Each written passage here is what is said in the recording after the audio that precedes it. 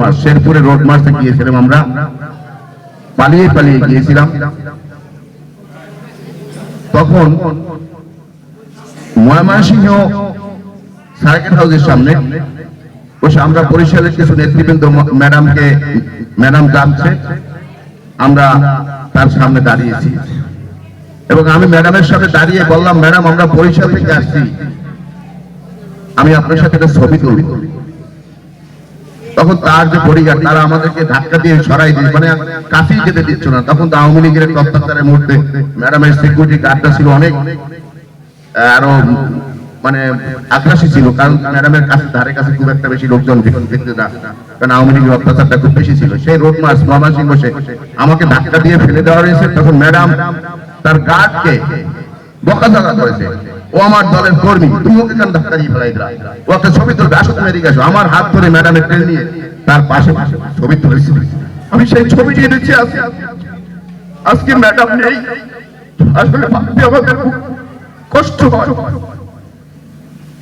আমাদের স্লোগানের প্রেরণা ছিল তিনি, খালেদা জিয়ার সালাম নিন, ধানের শীষে ভোট দিন, আমার মায়ের মুক্তি দিতে হবে, দিয়ে দাও, এই স্লোগানগুলো আর দিতে পারবো না।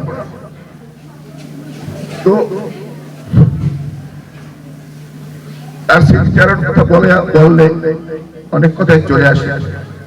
তিনি ছিলেন এদেশের মানুষের গণতন্ত্রের মা।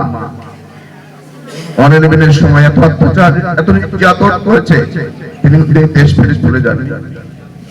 সেখানে দেশে কানের চিকিৎসার কথা বলে চলে গেছেন, কিন্তু আমার নেত্রী এদেশ থেকে চলে, তিনি বলেছেন এই দেশে আমার মাটি, এই দেশে আমার মৃত্যু হবে, এই দেশেই আমার কবর হবে, আমি আমার দেশ থেকে চলে যাব না। একবার তাকে আমার জানা মতে একবার তাকে এয়ারপোর্টে জোরপূর্বক নিয়ে যাওয়ার প্রোগ্রাম করছিল, কিন্তু সে তখন হুঙ্কার দিচ্ছে যদি আমাকে জোর করে কোনো প্লেনে উঠে নেয় আমি প্লেনে বসে সুইসাইড করবো।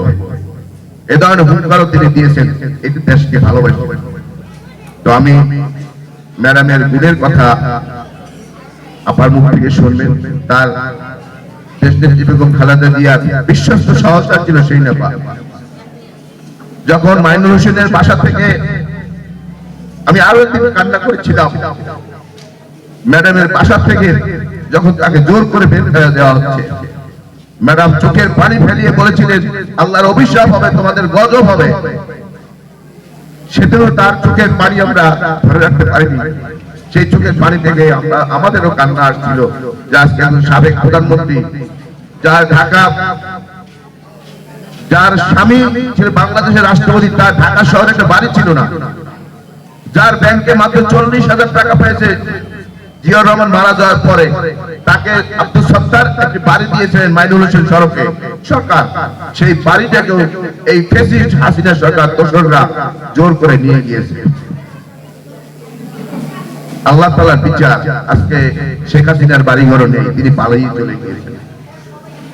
জনতা তার বাড়ির ইট ছুটিয়ে নিয়ে গেছে।